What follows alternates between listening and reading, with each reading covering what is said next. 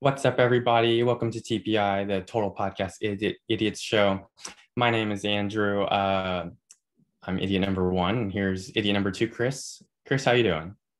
I still like to be idiot number three, but I think I'm doing good. Oh, The sorry. flips, Yeah. no, it's all good. Rob will be back soon, but the flips happened. I think that's like the most exciting time in Hardwood, but that's because I'm not in the tournament. So it's been really fun. How about you, Andrew? Yeah, the flip was pretty good for me, I'd say. Saw some nice growth from players and like literal, like the physical growth. Yeah. SI, development was okay. I mean, for Dominican, it was good. For Rochelle, it was not as good. So I'm gonna have some talks with the coaching staff there. Saw the interest levels of some prospects move up because Oh, yeah. Dominican promoted. Some important prospects. Well, I don't know. I'm trying to keep some stuff secret here now because now I don't want to reveal stuff because This now is is the end game. when. Yeah. Now we're not showing our recruiting boards. Well, I probably will make that mistake at some point. That's fair. um, but yeah, I mean, it was interesting that Hoffmeister, he developed that comment that he wants to commit early. I thought that was really interesting. I think what's surprising is somehow that was only the second most talked about thing on the flip day. That's We'll get true. later, but I almost think it was just Steve playing, some pity on you guys because it makes it a lot easier than having to wait until period 40 like we did. Or I mean, we waited even longer than that with that Toby Toby Henry. Henry. So I mean, Yeah. it's pretty wild that he's going to commit early. I'm really excited for it. So the thing I don't know, and I would, I don't think anyone really knows is like, those comments that pop up at random times. It can pop up in any of the years. But are those already coded into the DNA of the player, or do they show up for some certain reason? And what would those reasons be, right? Yeah, I'd love for Steve to, be able to elaborate on that because that's something I've wondered too. Because I had a recruit last year pop up with the academic thing, and you almost wonder like, is this just a roulette? Does it take of these top 100 players? Does it say X will get, the academics, X will get commit early, X will get, not college material? It's something that is obviously a really nervous and exciting time around the flip. Yeah, I yeah, think we all open our recruiting tabs with our fingers crossed to hope that we don't see anything too bad. But the yeah. Hoffmeister one's good. I think it's worked out nice. So Right. Yeah. Like what I mean with it though is like when a player pops up with like has no preference to play close to home, right? But like you've been recruiting them before and they didn't have that comment, and then all of a sudden they have that comment. Um, you know, was that comment like the fact that they didn't have any preference? Was that already taken into account when you were recruiting them beforehand? Like, is that, I don't know. Because I've never started on a guy that already had the comment or I've never started on a guy and then that comment shows up. But I think that can happen. I'm not too sure. But same with like committing early, does that mean in my head, it means like, oh, he's made his decision or like he's ready to make his decision really early. yeah, Maybe another narrative is that he's sick of getting all these texts and calls and just wants it to all end the circus. he's sick of being the hot prospect. But I think that's an interesting thing to look at it. Like maybe if it is in the profile the entire time, for example, the easiest one to track probably is the has no preference to play. Because you lose, and I think the conventional wisdom is that you lose that home state advantage, right, of putting points in. And Yeah. so maybe if you see some of these guys that are underclassmen that are taking a couple points, like I know we had some people talking about them in the Discord last season, that you might feel like you hit a cap on, you're not getting increased interest. If those guys pop up later on with a no preference close to home comment, let us know because that would be a really easy one to track, I think, compared to some of the others. Yeah, yeah. And I mean, I can say for my situations that like it seemed like it hit a cap or something like Yeah. like that comment didn't show up actually. So I don't know. It's tough to really say, but that'd be interesting to find out. I think for sure. Yeah, with Hoff, it makes me wonder, and I know this isn't how the game works. I'm fairly sure, but when you think about it, like you said about the player getting tired or the player having their decision made up, I almost wonder if because in my mind, the earlier a prospect gets attention by your school, the better, because Mhm. in real life that happens. You say, well, this school's been with me since I was a freshman. This school's been with me since I was a sophomore, whatever. Right. I almost wonder if in that case of a guy like Hoff, points at an earlier stage matter more. I don't know. It makes me wonder if those points just matter a little more than in a normal prospect, because the points their senior year might not matter as much, but that also could completely not be the case. So yeah, I don't know. I mean, obviously, like, it is written into the code that like earlier points are better, but usually people just can think of that because at each flip you will increase in interest, not necessarily because like there's an inherent bonus for like if you start on a freshman, like it's easier to move on them, raise interest, than if they were a junior or senior. I don't think that's the case, but it's hard to say just because like there's so many other factors that are getting that have to be taken into account at that point. Usually, you know, by the time they're a junior or senior, there's probably other teams on him adding in contacts that are inflating the cost of your contacts. So yeah, it's tough to say. I don't know. Yeah, it's that's, I think it's one of the more interesting things that, and we'll talk about this again at another point, I'm sure, but it's always interesting to think about, you know, if it's in that coding kind of looping back, and how that affects the prospect and the recruitment over time. So yeah. So let's see. For me, Dominican promoted, Rochelle stayed in the same conference. For you, what happened? Tell us what happened. Fullerton won 5 games last year, I think. So we demoted, but which is fine. You know, took over the program whenever there was a little bit of a gap. So it's going to happen. Now we need to sustain. And then UCA, they can't demote. They finished mid-pack last year. And so I think that this year we're getting to play. It's a lot of the guys that I've recruited actually getting to play now, which is nice. We had a 4-person class, I know I talked about before. They're coming out this year. So I'm really excited to see how they go. And I think next year will be a really good year for them. Yeah, we were just talking about UCA before recording. And I think, like you said, yeah, it's starting to shape up to be your team. And that's always a really exciting time. You know, I think it looks like you'll be in contention to promote. Mm-hmm. But, you know, we'll go over some of that throughout the season a little bit today, because I know at least 3 of the teams are in the top 40 in TEPI. One is in like the top 5 or 6 or something though. So you got a strong conference. Yeah. But what are we going to talk about today? I think what we talked about earlier, the big thing we want to cover is the flip. The flip's huge. What you can do during the flip, the start of the season, kind of the stuff that's available to you. And as a newer player, some of the things you might want to look at taking advantage of. For sure. And then some of the hot recruits, maybe your top players, right? That definitely the recruits, I think. Yeah. Okay. So let's start with coaching changes. So I just have Rochelle pulled up. I'm not going to replace Miguel Perez. Okay, Coach Perez, you're fine. Your job is safe, but it's just to show everybody what can be done. Okay, so you can see the new feature that has been added is that you can promote one of your assistant coaches directly to the head coach position, which everyone has been asking for 3 seasons. So thank you to Steve for implementing this. I think it looks great. It's really easy to use. Mm-hmm. However, there's been a lot of confusion still on how to use this or what is allowed, or even if it's available. I guess people still haven't seen it completely. So I just wanted to show, you can directly promote one of your assistants to the head coach position. However, a lot of people are confused that that assistant needs to be on your team for at least 2 seasons. Interesting. Okay, so, I just noticed that.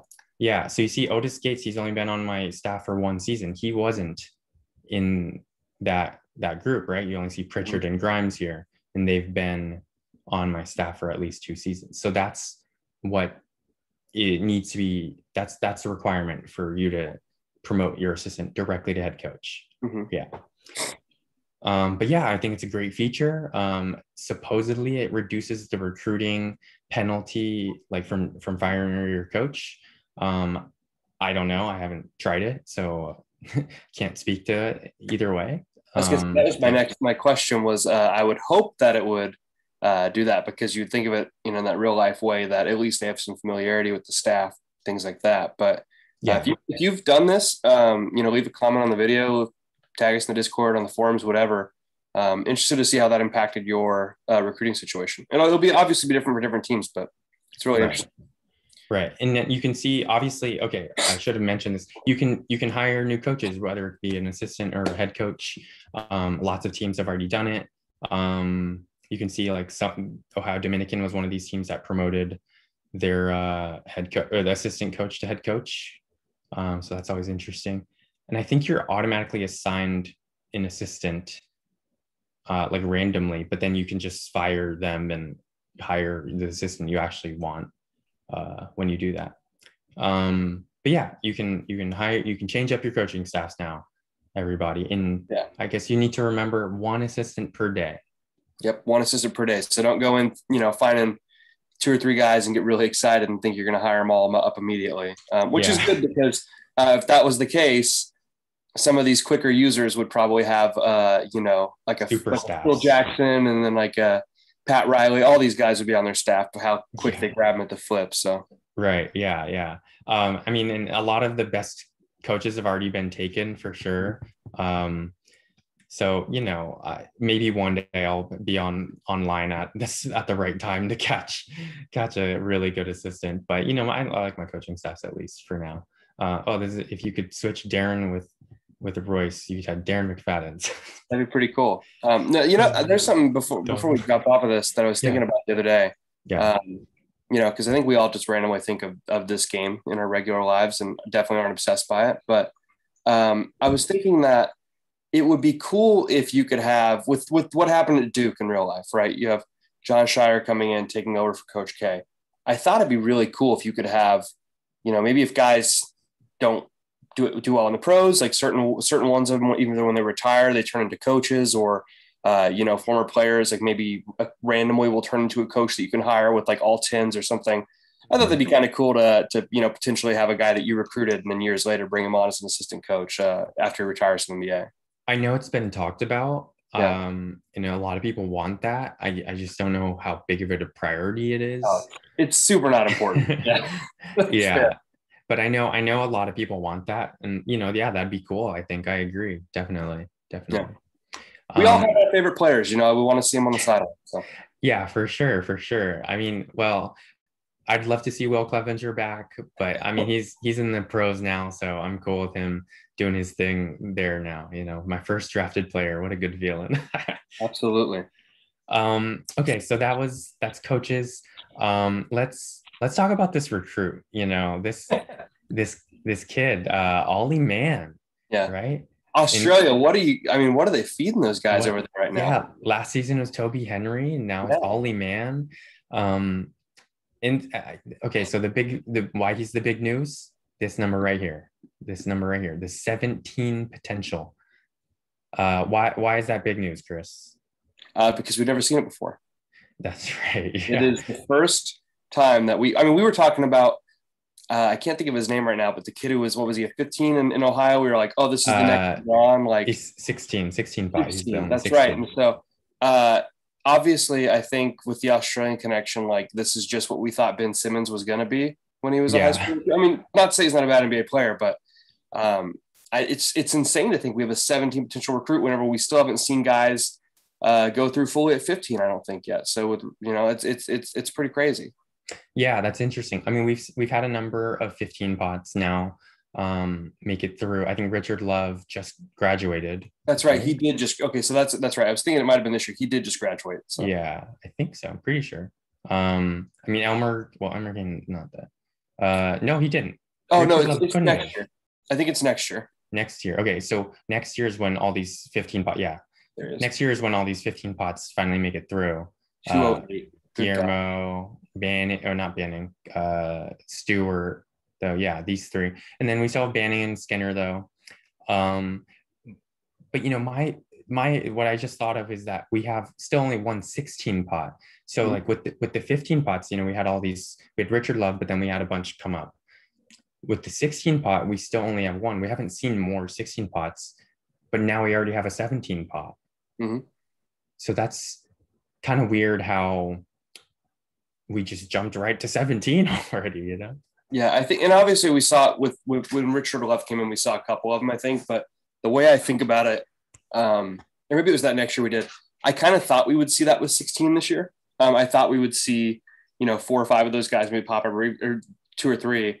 And then, like you said, they went right to 17. They're like, let's just do this. So maybe next year we get more 16s or more 17s, or maybe we get an 18 or a 19, or maybe 20. A 20, yeah. One day there's got to, the skills go to 20. We're going to get a 20 pot recruit and the site's going to crash, and it's going to be amazing. Yeah. Oh man, I can't wait for that day, right?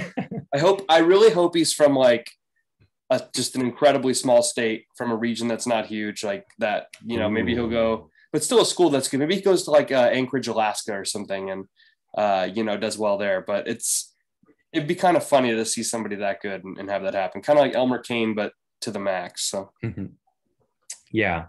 And then you can see the teams on him. So Iona was the first to jump on him all the way to high, but Iona's in Legends, and they're wheeling that Legends power right now, I think. So I think that's pretty obvious. And I think this President Pedro, they posted in the forums about Ollie Man and saying like, it's my mission to get him. Like, I forget, I got to find him, I guess. But I need to see what their board looks like, right? What does their board look like besides Ollie Man? Because I'd figure he's the only player they're going after right now, right? Yeah, I'll look at that next. Yeah, once we figure this out. Sorry, I should have found this earlier. There he is. Okay. Yeah. He said, I don't usually post he professes love for Ollie Man. I have absolutely no other objective on this game. I'm a man with a mission. There you go. So he's going hard after Ollie Man. So whoa. I gotta say, Pedro, keep it up, man. I if I was in Legends, I'd do the same thing. Yeah, for sure. I've been known to be tempted by a high potential recruit before. And I think that, if you're in Legends, just use the power. He just went in there and he said, he threw his dice on the table or whatever. And he's like, this is where it's at. This is what it stands with. So I'm interested to see if he picks up more challengers. Obviously, Toby Henry being a center last year, I think affected his recruitment because he was a big dude. But I'm going to be interested to see if we get any more with Ollie Man. So yeah, right. You would think some other teams join in. It's a nice compact board, 2 this year, 2 guys, 2 next year, 2 guys. So, Iona definitely has their targets. Yeah, and Fair State just jumped on today, I guess, because I hadn't noticed them before. And they're at low. I don't know much about Fair State. They're apparently a LL2 5 team, so D2. Good luck. I saw Fair State jump on there. And I will say, I admire the tenacity and the bravery to do that. Yeah. I probably wouldn't do it. Right. Maybe you've been hiding some. I probably wouldn't do it. 15 for Iona is pretty good. Maybe you have some extra, points hidden away that we didn't know you could carry over, something crazy. But I probably wouldn't do it. So he's got other guys lined up, and he was like, look, I'm going to shoot my shot with this. Maybe it works out. Or maybe he, put some points in at the same time that Iona popped theirs. I don't know. But that's right now, it feels like a 1-horse race, right? Yeah, I think so. Yeah, pretty much. It's tough to see Fair State at least winning. I mean, they have as good of a shot as anyone else other than Iona, I guess. But I'd say Iona is the heavy favorite. Yeah, I don't know. I have 37 points or 35 points to use or something like that. I could jump in on this. I think I could get to medium maybe. Let's do it, man. I think imagine you have Ollie Man and Hoff right next. On the same starting 5. Oh my gosh. Oh yeah. No, this wouldn't be with Dominican. No. Okay. Well, now you've broken the dream. So Here, if he's interested, Iona is also in New Rochelle. So maybe we could make this a really fun rivalry, That's true. Yeah, that's true. Yeah. Well, let's hear live spinning context. No, I'm not gonna. Yeah, but yeah, Ollie Man. Crazy prospect out there. Yeah, actually, what's surprising is, Australia has a lot of good guys this year. Really solid year from them in the international market, and I think we have 3 5-star international guys this year after only having. Was it 1 last year? I think, was Henry the only guy? I'm not sure. You're more the international expert than I am. I barely look at this page, you That's know. true. That's true. We had already brought up Rudy Cepeda. Somebody call Rudy Cepeda, right? Can you see Yeah, that? right. Yeah, 13.5 star out there. Yeah. That's pretty good. I I mean, we mean, looked at him. We thought he looks pretty all right. So I'm very surprised to see nobody. Usually, like an LL6 team or an LL5 team will shoot their shot on him. yeah. And if I mean, I would have absolutely offered him with UCA if I thought he had any interest in coming there, but Hmm. I don't Hmm. think he does. So, do you want to look at a couple more, top international guys? You want to move on to some of the top uh, of this next class? What are you thinking? let's look at top. Would you rather do top players or top prospects in the not the class, I Let's go guess. top. Let's go top players. Let's actually do that so Sure, we can get something for both people who like the recruits and sure. the actual players. So, Yeah, I mean, we already looked at this screen okay. a little bit, of course, but no, that's okay because we hadn't gone over it. We love Richard Love. We've talked about him a lot. Guillermo Cordero at Colorado, we've talked about a little bit. We've Shout we've out gushed over Holocron. Yeah, Jeff White. Shout out Holocron. Is he Holocron still there? I think, yeah. I think so. I think it's his second team. Yeah. Right. We've talked about Jeff White a lot. Um, Banning, we've Talked talked about Ralph about Banning a lot. He's also almost a 200 SI sophomore, as a which is sophomore. just Jesus, incredible. crazy. I think he's redshirting, right? That was what was talked about. I believe that was what was said in the Discord by someone familiar with the situation at St. Thomas. Yeah. So we'll see. I know they brought in a lot of guys at St. Thomas. That was of these situations. I think the St. Thomas one's probably the most unique, and so I know they brought in a lot of players this last year. So I think the thought was to redshirt Banning, and then hopefully they can redshirt all these other guys and maybe have some competitive lineups. So. Yeah. I think the top junior, though, is Caden Skinner. It looks Mm-hmm. like we haven't talked a lot about him. I think we talked about him a little bit, maybe over a season ago. Kind of an undersized power forward, but obviously super skilled. Gosh, 19 inside shooting. Oh my Yeah, gosh. wow. Yeah. Tom Stewart, we've talked about a little bit now in Legends with Loyola Chicago. We talked a little bit about Tyrone Henderson at some point. Mm-hmm. Xavier Turner, Peyton Burt, Manuel Carmona, who I never really looked at actually, a 6'9" center for Florida Gulf Coast. Wow, 20 strength. Holy moly. Let's look Oh at yeah, this let's guy. take a look at him. Wow, look at this left Oh my side. gosh. Sheesh. Yeah, I With mean 20 strength. physically he's got some lower skills there, but his like technique skills, I mean shooting, all this, I mean that's incredible. Yeah, wow, wow. That's interesting. Okay. Okay. I got to prepare for this guy because I think Rochelle plays Florida Gulf Coast in non-con. That's Yeah, tough. you're gonna have to spend some time on the tape here. I think that's gonna be a tough matchup. Yeah. Well, listen, I got a 240-pound center who's just a half inch shorter than Carmona. Maybe he can hold his own kind of. Oh, 20 strength, man. Jesus. 20 strength at 215 pounds is the kind of funny part about him, right? Yeah. You Yeah. didn't Yeah. expect him to be like Shaq or something, like prime Shaq, but I mean he's out there looking like Kevin Durant. That's wild. Yeah. Right. It's crazy.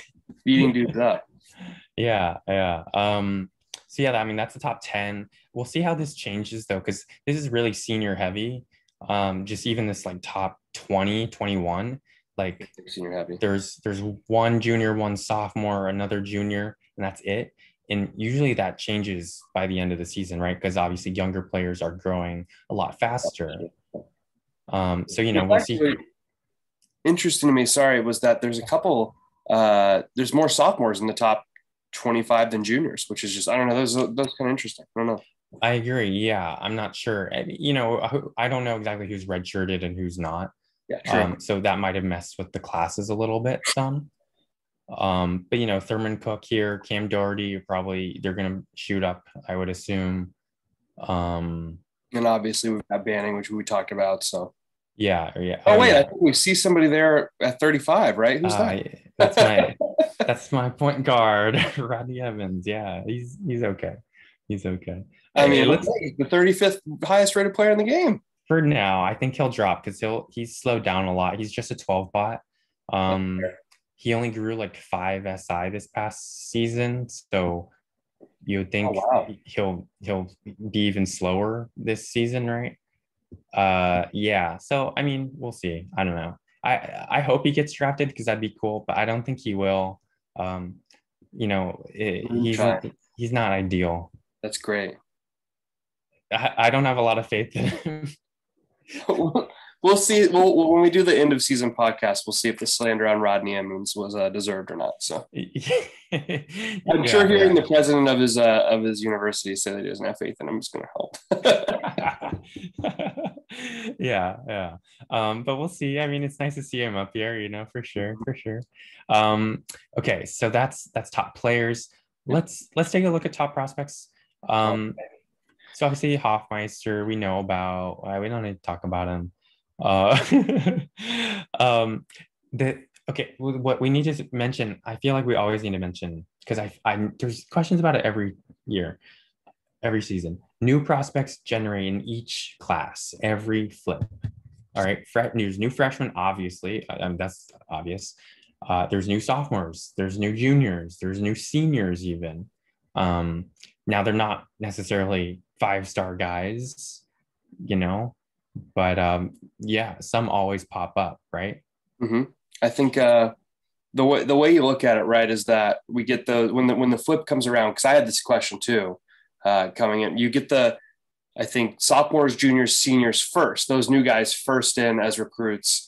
And then a little later, right before the end of the flip, we get the freshmen and we get the international guys. But that seems to always be a popular question of, hey, this guy popped up, is he a new flip, whatever. Yeah, I mean, you're going to see a lot of good seniors, typically, at least a handful of them that have no interest. And that's kind of when it's your time to strike. But generally, that's a good sign that they're a newly generated player. And a lot of these, teams are going to have a really good beat on guys from when they were freshmen. So they're going to know when somebody's new. I know we kind of always throw them in there like, oh, check this guy out and all that. But that's always a big question people have. And it's something really important to watch out for at the flip.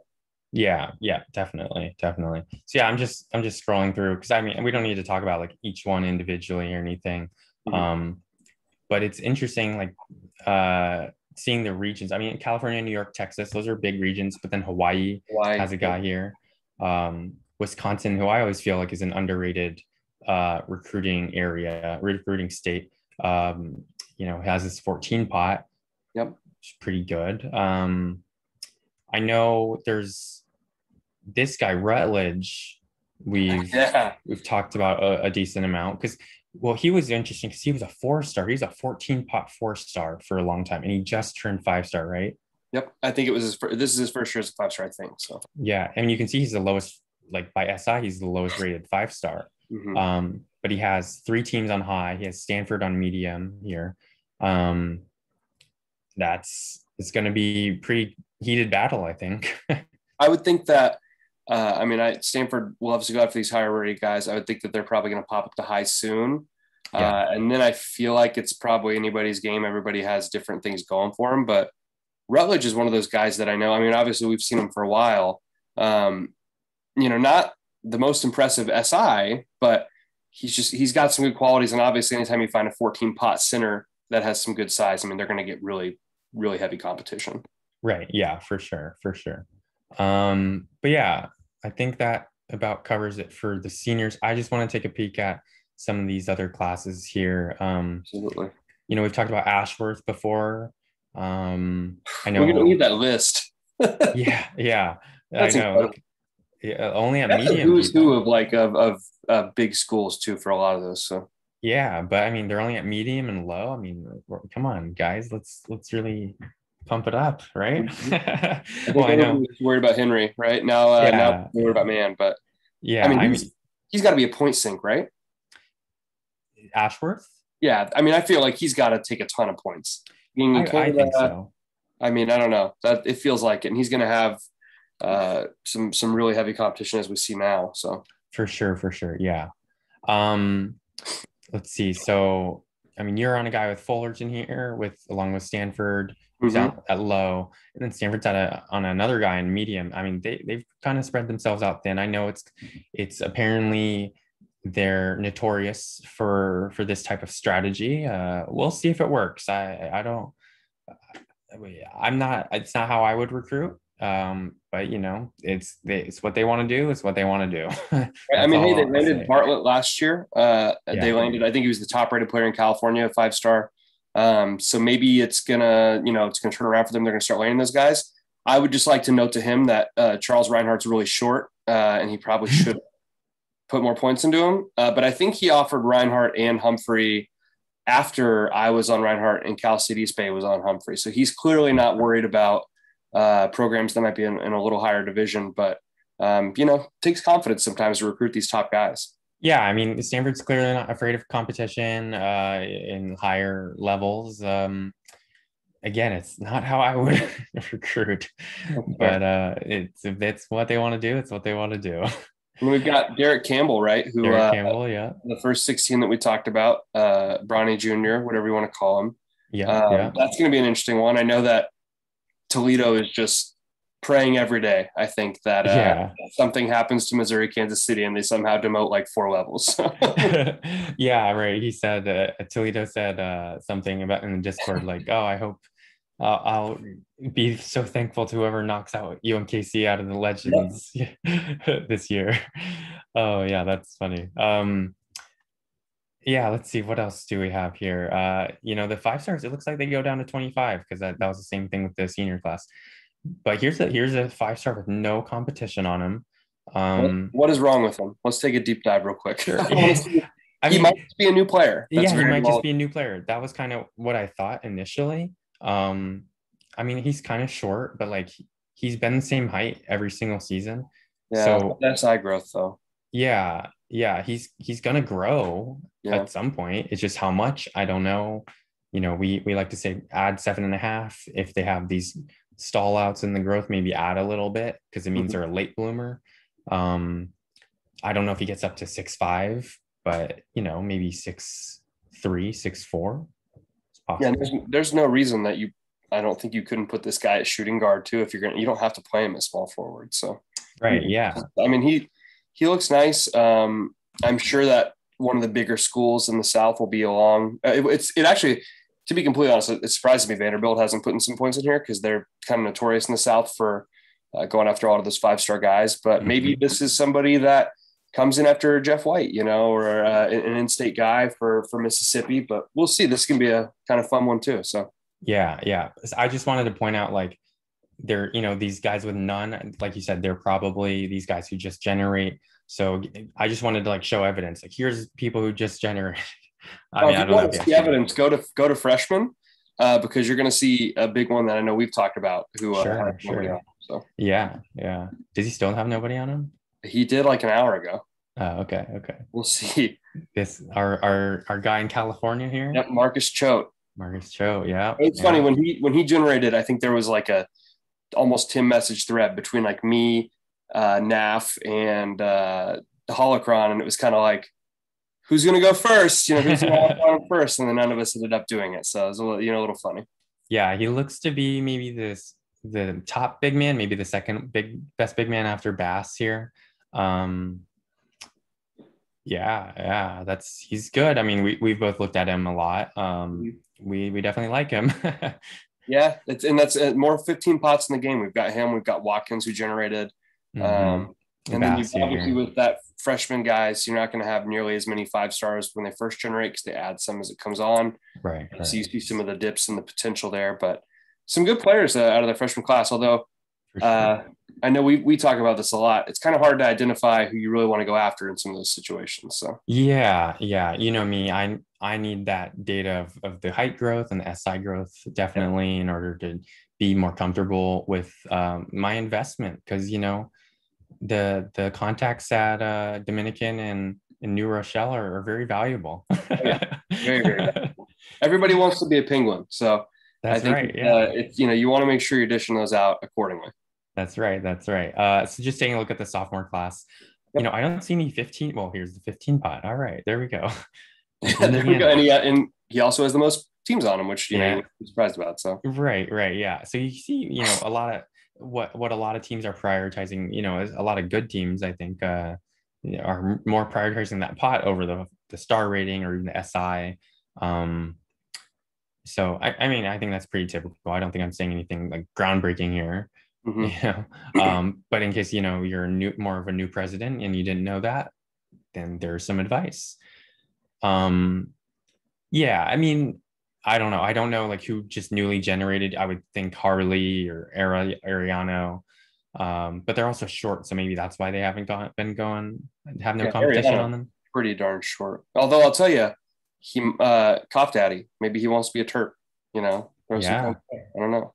Hey, hey. Actually, both Harley and Oh, they're Ariana both. are Yeah, in they're both Maryland. Moreland. Yeah, I didn't even know some Wow. Florida guys. Wow. Okay. So take your pick, Cough Daddy. Oh man, shout out the DMV. They're getting some guys out there again. There we go. Yeah, yeah. But yeah, okay. So that's top recruits, top players. Let's talk about these like invitationals that are popping up. So I'm in this one called the St. George Invitational, hosted by Dixie State here. They they're the like biggest invitations. So they formed 3 groups of 4 teams, so 12 teams total. And we're just gonna play within our groups, and it's based on like league level, TPI. So I'm in a group with Michigan State, Indiana, and West Virginia, which I mean, like, those are 3 of the biggest really real life names out there. Yeah. And then it's Dominican University of California. Hardwood, future blue blood, Dominican University of California. That's So right. That's right. Yeah. Um, and then the other teams, I got to go back in this thread to find the other teams. So there was Fort Hays State, obviously Dixie State, UC Irvine, although they didn't schedule their games, so they have been removed. Southern Indiana, Radford, Columbia, yeah. Bridgers Huntington University, and District of Columbia here, who is looking. They were D2 runner-ups last season in the tournament. Yeah, That's a pretty damn stacked tournament field. I think that'll be kind of fun to see how your teams stack up early on in competition, and then also maybe get some quality wins for that RPI. For sure. Yeah. I mean, Columbia is like LL3. They have been in LL2 a lot. Huntington is in LL2. West Virginia's Legends. Yeah, some dang good teams here for sure, for sure. I think Southern Indiana may be in LL3 actually too. I'm not sure. Yeah, if you guys do this next year, which CJ Rick, I'm hoping you do, throw me an invite if you need another school. That sounds really fun. Yeah. Yeah, and then he also CJ Rick did the announcements on like YouTube on their channel. And it like it goes through like how the groups were made and everything. So that was really cool. In the schedule. So yeah, I gave that a watch when they did that a couple months ago. Yeah, it was fun.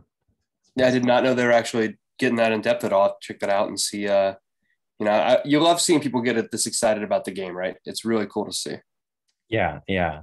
Okay, so then let's go to the pod or the rivalry group that like started this whole thing, which is the WCC, organized by NAF St. Mary's, taking real life WCC teams and putting them together. So I think now it's going to be Gonzaga, Pacific, Santa Clara, and San Diego together in one pod. And then there's Loyola Marymount, St. Mary's, San Francisco, and Pepperdine together. So that'll be interesting because, last season was the first season they ran it, and it was, kind of by TPI. But then the 2 top teams moved up from B, moved up into A, and then the 2 bottom teams, they switched. So even though St. Mary's is in like pod B, which is supposed to be weaker, they're like LL2. Yeah, right. I was thinking the same thing, but I like the almost promotion relegation style of that. That's really cool. And the NAF, I mean, he puts in a lot of work to get this one working. And it seems like the presidents love it. I know this is kind of something that's been talked about here for 2 seasons now, or is this the second year they're doing it? This is the second season. Yeah. But it's awesome. Our good friend Rob Santa Clara here had a good season with it good run with it last season, and hopefully, I mean, I'm rooting for them definitely for Santa Clara. We'll see if they can, because I know the roster's not its strongest. Cole Brown's not walking through those doors, right? Yeah, well, maybe they sneak him in that jersey. There you go, right? Yeah, Both yeah, round, we'll get him in there. yeah. All right, then we go on to the Big Eight, which is like 8 original Big 12 teams. So Colorado, Oklahoma, Kansas State, Missouri. I think Washington University is replacing someone. Can't remember who though. Trying to think. Big Eight, Yeah, I gosh, don't I don't know. remember. But yeah. Um, yeah. But anyways, Oh, yeah, they're Kansas, replacing somebody. Oklahoma. I think Iowa State is who like Iowa State was initially thought of and sign up or something. But Kansas, Oklahoma State, and Nebraska too as well.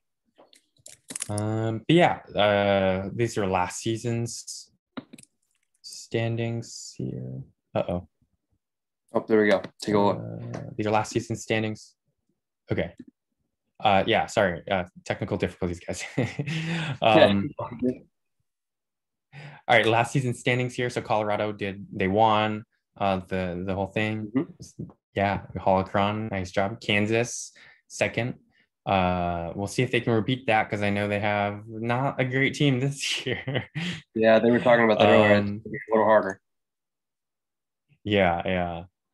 Top team, the top players from last season, and then this season schedule. So yeah, I don't know. Good luck to these teams. I don't know. I don't know too much about this whole thing. Yeah, I don't know a lot about the Big Eight. I mean, we couldn't figure out who the eighth team was, but yeah, good luck to you guys and keep putting these on. Yeah, it looks like Missouri's joining though. I don't think Missouri was in this initial group, so they must be replacing someone, I guess. Interesting. Looks like they're replacing. I don't know. I can't do it in my head that quick. I was gonna say it's late on a Sunday night. We're not trying to do live analysis. We're checking things out. So yeah. Okay. Then two new groups that have formed are this D3 group, which is I think really cool. So that's Spalding, BYU, Virginia Union, and Oglethorpe. So I think that's really cool. Organized by Spalding's president Haydog. Yeah, I think it's a fun idea. Just it's always tough when you're a D3 team and you like see this daunting D1 team, that you have to play. Mm-hmm. But not in this one. I thought this was actually the most unique one that they came up with when they started talking about it, last year, because it does give a lot of those teams who might want to be interested in something like this, like you said, and they don't have to go get shellacked by you or by Huntington or somebody like that. Mm-hmm. So I think this it gives another another outlet for that. It's pretty interesting. Yeah, I agree. Yeah, we'll see how it shakes out this season. I think this is the first season it's being run. So yeah. Because I know that we will get a comment on this about the Big Eight, right? I looked it up. It is University of Missouri is the eighth one, but Washington University St. Louis was actually in the original Missouri Valley Intercollegiate Athletic Association, which then became the Big Eight. So, it kind of works for both. So, okay, nice. Yeah, I know some of those people listen to the show, and I feel like they're probably going to say something. So, get some fact checking. Good catch. Yeah, thanks. And then the final tournament or group to look at is the New England rivalry group. So a regional one, which is cool. You're going to have Westfield State, I believe, University of Maine Farmington, University of New England, and this is the organizer. Western New England, who that team, was the one that went on like that 34-game win streak and then lost in the first round of the NC2 of the national tournament. Oh man, what a heartbreak. Yeah. We have Amherst here. Amherst, yeah. And then Salem State here. So I think that's 6 teams. 6 teams, yeah. Yeah, which I guess you can do. I guess they put it together on Challenge, so all right. Yeah. I'm sure it just took a little bit of tweaks compared to some of the others, like maybe compared to the West Coast Conference, but they found the teams and they figured a way to do it. So kudos to them. Yeah, definitely. So this will be interesting because actually like a lot of these people are really experienced. I mean, KG here is actually the president of like 2 LL2 or Legends teams. Let's see. R. Lawrence is former president at Cal Poly. Yep. L. Martin's Alt L. Martin. Alt is like alternate. L. Martin is the president of North Greenville. K. Henry, this is one of his many profiles. This is, I think he's the president of like WashU and Nebraska. Nebraska? I want to say Nebraska, yeah. Yeah. So yeah, and I don't know. I'm not sure about BMC. I think BMC maybe this is his only team. Yeah, Rupa has a couple teams, but still kind of new to it all. But yeah, this will be interesting to follow, I think, for sure. I think that's a fun one. I like the regional ones. I think the regional and the D3, like those kind of more niche. The real life ones are cool, but this is pretty interesting. So yeah, I think the real life ones have like some history to it. Yeah. But like I think these ones, these D3, this regional one, have like you can make it your own thing, Especially because a lot of these guys are probably competing for recruits, so it's kind of fun to be able to beat somebody on the court and maybe beat them, for a recruit. Yeah, I think that adds some fun narrative to it too. Mm-hmm. Absolutely, yeah. Oh, some trash talk, absolutely. Yeah. Okay, so then let's finally get to looking at some top teams. We probably don't have a lot of time, so we'll just look through maybe just a couple. I don't even know if we'll look through them actually, but we can talk about some of them. So D1, of course, Huntington, I think it was mentioned in the Discord. This isn't even supposed to be Huntington's like year. Yep, next year, yeah. Yeah, next year's like the year for them, based on like the roster. But they lead D1 in TPI already. So that'll be interesting. I mean, Bridger's been doing it for a while. He knows what he's doing. I'm not surprised to see them, in the top 10, but I will say I was a little surprised not to see Mississippi number 1. I know it's close, and we'll see how that plays out throughout the season, but right. I'm really excited to see what Huntington does this year and obviously next year as well. Yeah.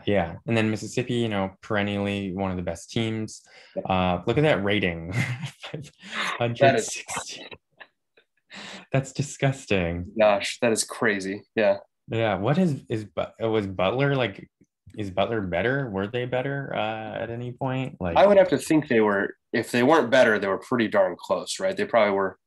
You would think so. I mean, I just saw they were 507 still. Yeah, still after demoting, right? Yeah. And having, kind of all right season, I think the season before. So yeah, so they peaked, or I don't know. I mean, as far as I can tell, peaked. I can't go back through every single day, but 565. So gosh, Mississippi could break that though. They could. I think Very Silent One is back with some vengeance after how things played out in the tournament, unfortunate injuries, and Legends is going to be fun this year. I'm sure we'll break that down later in a different episode, but I think he's got a great team coming back, and I'm not surprised to see him here. So yeah. Our Kansas State, of course. Yep. Our new conference, or not your new conference mate, but my conference mate for a little bit, Asheville, up here at 4th. Let's see if they can make this TPI proud and take advantage, because I know the past few seasons they've had a good team, but haven't, they've fallen off for some reason in the second half big time. So we'll see what happens. Any other ones stand out to you right now? No, I was just going to say that I am a little surprised to see, more LL4s up there than I maybe would have originally thought. Mm-hmm. Not a lot of 3s there. I mean, you have 1 3 in the top 10. So, it'll be interesting. We recognize a lot of these teams, right? Tennessee, Augsburg. We talked about Chowan a lot in the past, like this last year. Who the hell is Oklahoma Baptist, though? That's what I'm saying. There are a couple teams up here that you're like, who are these guys? Yeah. Now, I know of Wilkes because of the region, but Oklahoma Baptist, I want to take a look at them and see what the heck's going on. Yeah. Okay. House been playing for a while. Yeah. Pretty long. Come on. He's built this team. Okay. Shooting guard. Apparently a 5'11" center. What? Where does this guy play? Okay, hold on. Okay. He's not a starter. Okay. At least. Where does he play? But he does play at center and power forward, I guess. He's kind of a big guy. Yeah. What? Yeah, I'm baffled. And Okay. his ratings aren't even like there, Yeah. in the right spots. Okay. Okay. Hey, do If what you ought to I, do.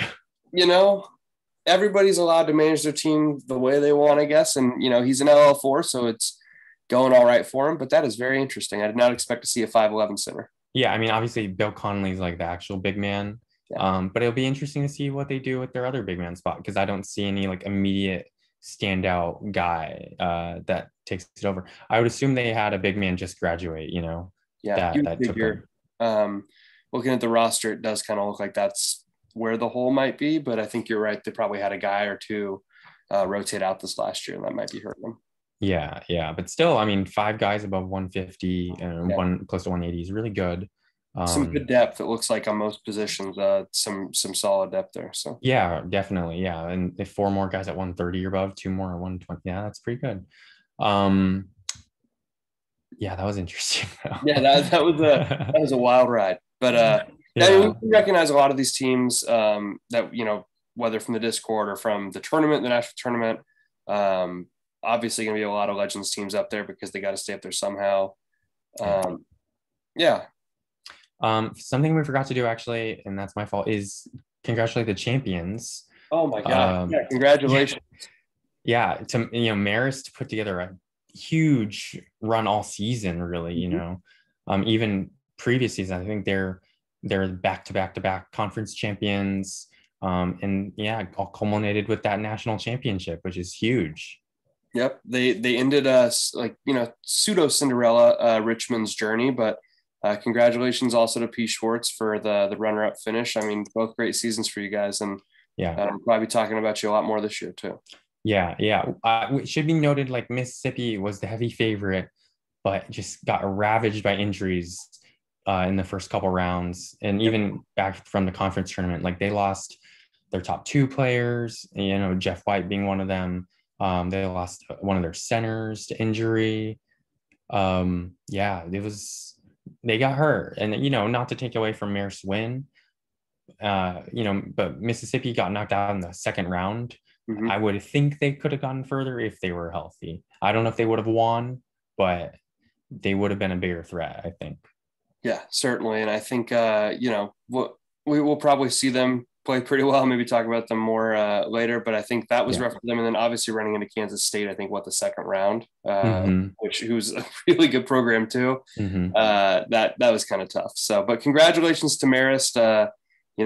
Like Steve said, nobody or can't outfox the foxes, something like that. Yeah, that was a good headline. To them. So I gotta say, I would have liked to have seen his spider pun if Richmond would have won. So that'd have been kind of fun. But maybe he can drop that in the podcast thread. We'll see. For sure, yeah. Okay, D2, Fresno State won, beating District of Columbia here. I always read this as like like the Department of Motor Vehicles. Did I just read that as? Yeah. Yeah, Fresno State, so nice job by them. Unfortunately, I think this team is going bot because it's been a month.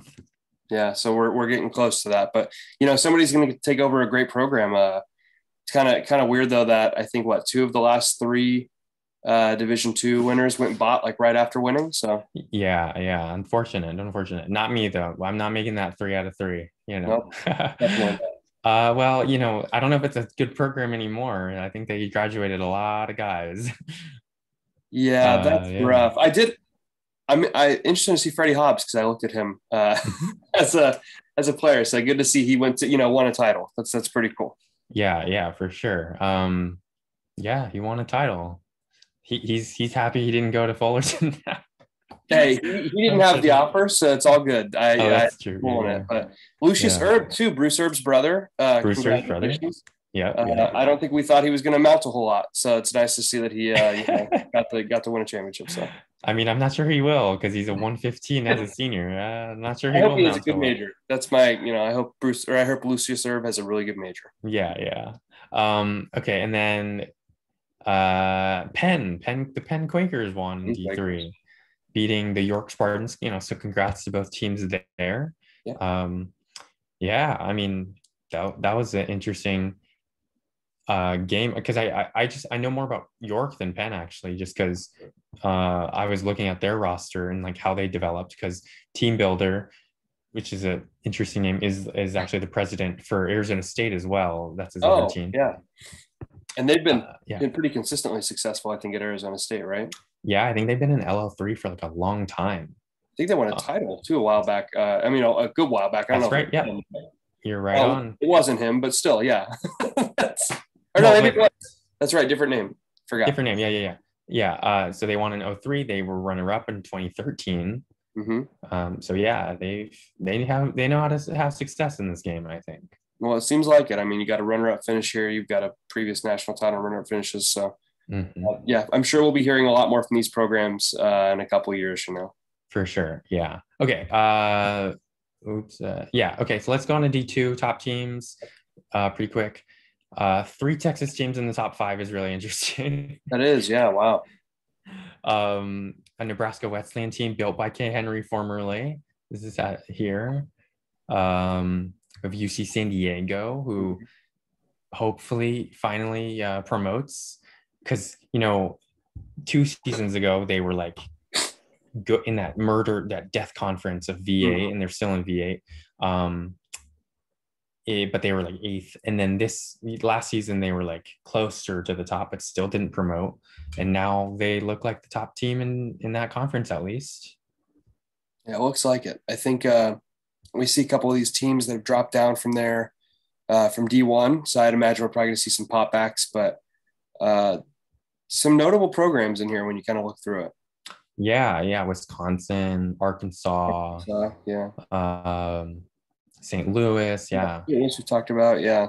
It's interesting. Oh, Wesley here. I wanted to mention them because their president put together like a Team Asia. You know how Divock does like a Team Czech Republic?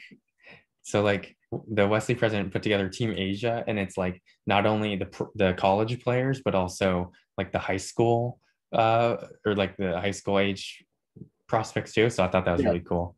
No, I love seeing more of that. Like I'd love to see, if we could have like McDonald's All-Americans or stuff like that. Like, but in the meantime, it's really cool to see these regional teams and national team selections. Yeah, definitely.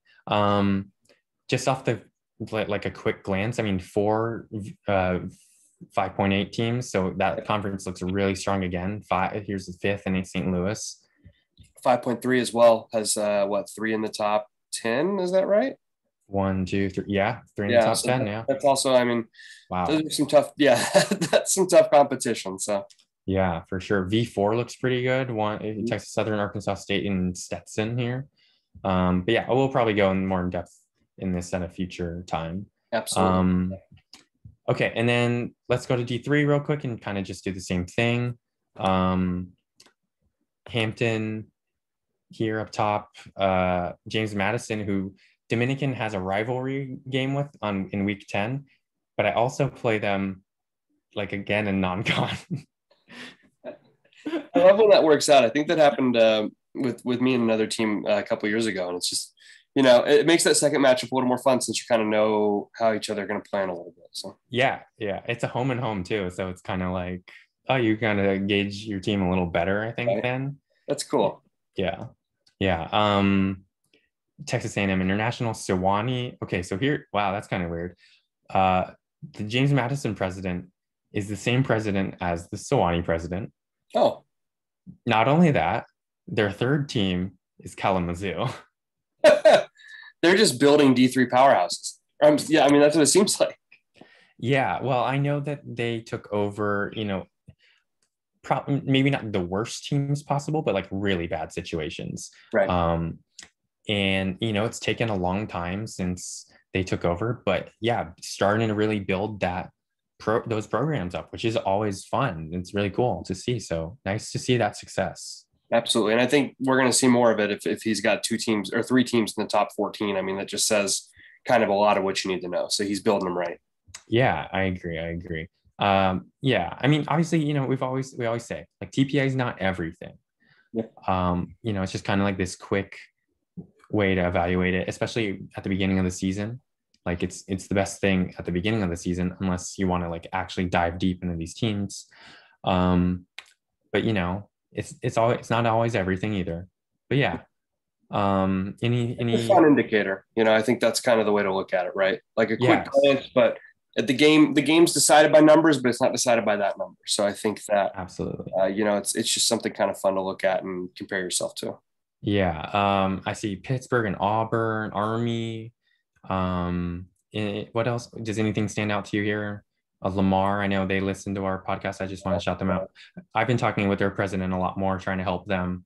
Um, Hopefully they can start to turn things around there for Lamar. Here's Seton Hall. Yeah, my first team. Yeah, Yeah. he has a very interesting recruiting strategy. If you listen to the podcast, please explain it to me. Wait, what was it? You said you looked at them earlier, and I didn't. I think he doesn't recruit a whole lot of guys, and it's usually all point guards that he's recruiting, which is strange. I think in the last 3 years, he's the only guys I've seen on his board were 4 point guards. So I don't know. Oh no! I'm sorry, Nick Moran. If you want to get in the transfer portal, we've got a spot for you at least at UCA. So just come on over. Hey, yeah. Oh man, that's funny. Yeah, Moran, Gullickson. Yeah, Ted Smith. Was Gullickson was his. Ted Smith was mine. Moran was yours. Yeah, Antoine Anderson, and then D'Angelo Lloyd, Denny Tucker. It's kind of fun to go back and look at this, right? I took over. I had no connection to Seton Hall, but that was the first team I took over. They were free falling from D1, similar to what Cal State Fullerton's trying to do. Mm-hmm. But it was, it was a little fun to get on the West Coast, what I'm more familiar with. But I've got a special spot for Seton Hall, so maybe they open up one day. Again, maybe I'll take them back over. So yeah, we'll see. Any other ones stand out to you? Not a whole lot. I think. I'm really more familiar with my conference when it comes to D3, and I know I'm in a pretty good one. But we'll see kind of how things play out this year. I hope to see UCA up in the top 50 next year. But we're not there yet, so we'll get there eventually. So you're this one 13, right? Because you're 4th. Yeah. Okay. Yeah. So you got Campbell here, Liberty, Earlham. Lemoyne is right on your tail though. Yep. And then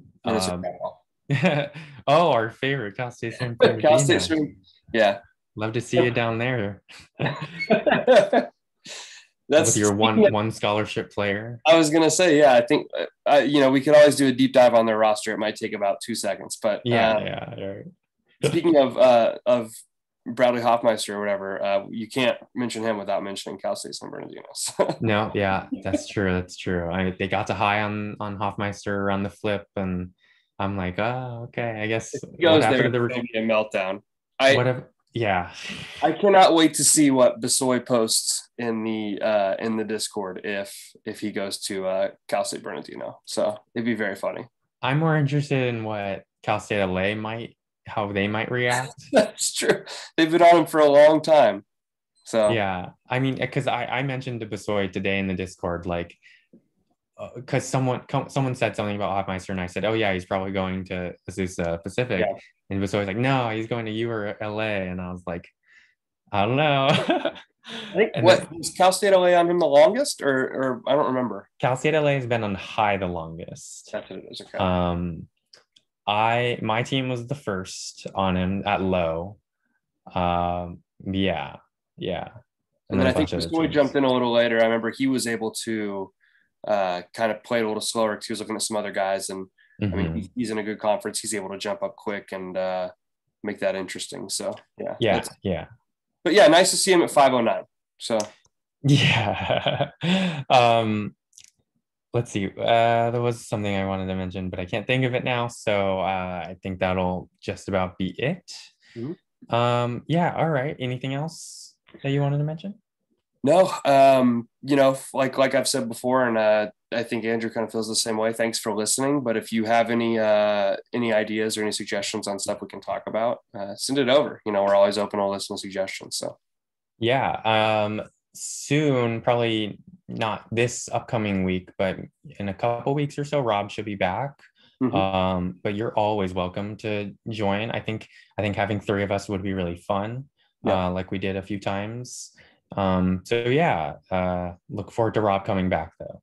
Absolutely. I think he's excited to take SCU to greater heights this season, hopefully, or something like that. But I'm just excited to have him back. I mean, he's a good personality to have on the show. So Definitely. Oh, I'm really excited for our conference of Fullerton, Rochelle, and Oswego all together. I'm That's not. gonna You be guys are fun. used to playing each other, and I've not played you guys yet. So I'm just ready to get abused in this. I think that's what it's going to feel Yeah, like. yeah. Get ready to game plan for me. Yeah, I'm not, I just knowing that you're going to be spending, upwards of hours just dissecting my team as if you haven't already done it for the last few seasons when I ask you for advice. I'm sure that you know all the ways to attack it. So it'll be really fun. Yeah, for sure, for sure. I mean, I'm sure you'll get payback, and or surprise win or something like that, because that's hardwood. That's true. That's Hardwood. Hopefully I can be the one that breaks your 20 game streak you inevitably run on at some point this season. Hey, So oh wait, hopefully you can avoid demotion. Either, yeah, that would be that's the good. dream. The dream. All right, Chris, thanks for joining me. I'll talk to you hopefully this during this week at some point for tips and tricks. Sounds good, Andrew. Thank you so much. All right, see you later.